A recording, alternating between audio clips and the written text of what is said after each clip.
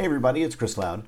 Today I'm sharing one of my processes for kickstarting creativity with a fun and spontaneous 15-minute abstract art exercise using torn paper. At the end of the video, I'll show you the completed piece as well as another example that I recently warmed up with. So why create art with torn paper? I typically paint with acrylics. But beyond creating something that causes us to think a little differently, it's kind of a sensory experience. The sound of paper tearing, the texture of the edges, and the unique shapes that emerge. Every piece kind of tells a story. In this exercise, we have to think about arranging colors and shapes. It's about trying out the different pieces of paper to see what will work with the others. So each torn piece is like a brushstroke, and we have to quickly figure out how to make them work together. I'm using gel medium to stick everything in place, and I'll put a link in the description to the gel medium that I'm using. But you could use Mod Podge or really any clear drying glue. Those will work as well. And don't worry if you don't have handmade paper lying around. Newspaper or magazine bits are good alternatives. They might not be as colorful and pop as much, but you'll be surprised what you can do. And you can get some great textures and varieties if you crumple them up first and then reopen them, or sometimes even leave them kind of crumpled up when you fix them to the page.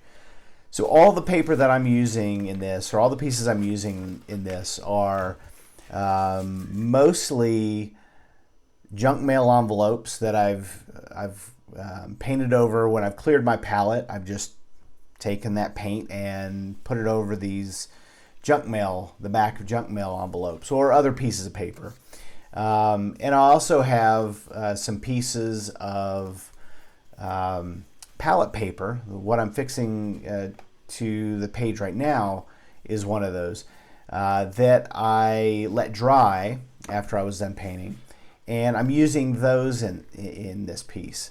So I'm really just trying to use up some of these used paper or paper that we normally throw away or recycle that I've painted over. So they're all homemade in some fashion, or like I said, part of dried paint off of a palette. I also bring in some paint at the very end that I was using some wax paper as a palette at one point, and I cut out some of that paper, tore out some of that paper for the very end, some of the flower pieces on this. So you really can use anything. And like I said, if you don't have paper that you've painted on, it's not a big deal at all. You can grab some old newspaper or magazine and do something similar to this. So I think doing quick exercises like this helps boost creativity and hone composition skills, and really, especially for me, it kind of encourages bold experimentation. Plus they're fantastic warm-ups for larger projects, and that's what I was doing with this one. Just trying to warm up, just trying to get the creative side of my mind working before I went into a much larger painting, just to really try and fire up my imagination and get those thoughts kind of moving, kind of wake me up a little bit. And if you like this video, feel free to give it a thumbs up, and if you want to see more videos like this, other tutorials, art demos, and challenges, feel free to subscribe. And as always, if you have any feedback or questions, I'd love for you to leave me a comment. If you do this kind of exercise, or if you have any best practices, for doing exercises like this, or even other exercises that you do to warm up. I'd love to hear about those. And I know other people read the comments and like to get some feedback that way as well. But right now I'm just spending some time. I've got a table with a bunch of pieces, small pieces, and I'm just finding pieces, holding them up and seeing what might work. And you've probably seen me in here several times grab paper, hold it up, and yeah, don't use it. And I was trying to, I guess, decipher if I thought the colors would work together. And many times they don't. So it really is, again, it's helping train your brain to look at colors to see what works together, without always using a color wheel to just see, what is the complementary color of this, or what colors are next to this, what colors might work with this. This is a great alternative to that. It's really a great kind of working example to train your brain to look at colors and notice what works and what doesn't. Now, with that said, I'm not saying all the colors in here work together. I think for the most part they do, but there might be some that don't. So right here, this piece that I just put on, that was just a piece I tore off of a piece of wax paper that I was using as a palette. And that was a pretty old piece. It's probably a year old. Just some kind of dried acrylic skins, but there's still a little bit of wax paper underneath that. And, use it up.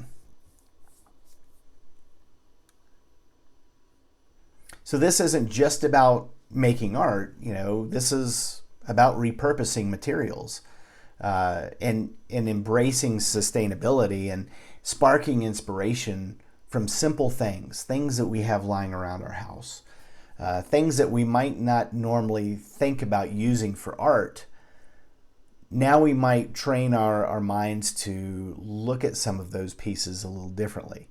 And I think as artists, that's, at least I'll speak for myself, that's one thing that I picked up on very quickly. When you start learning about colors and learning about art and playing with art, you start seeing the world around you a little differently. You start noticing, when you look at grass, that there are some red colors in that grass that you might, you typically think of grass as green. But when you really look closely, you'll start seeing other shades of other colors in that grass that make up that grass. And I think this is a great opportunity to again, help kind of train our brain to look differently at things around us. So right now I'm using a fine tip applicator. It's the only time I really apply paint to this. It has a little bit of Prussian blue paint in there. And I thought that would be a good opportunity to put down a shadow for this vase and kind of anchor the piece a little bit and just throw in some darker spots. And remember, it's not about the end product. It's about the process. It's about the exploration and the joy of creating. So here is the final piece. And I'll show you that other piece here that I worked on. So thanks for watching. Keep tearing, keep creating, and keep on painting.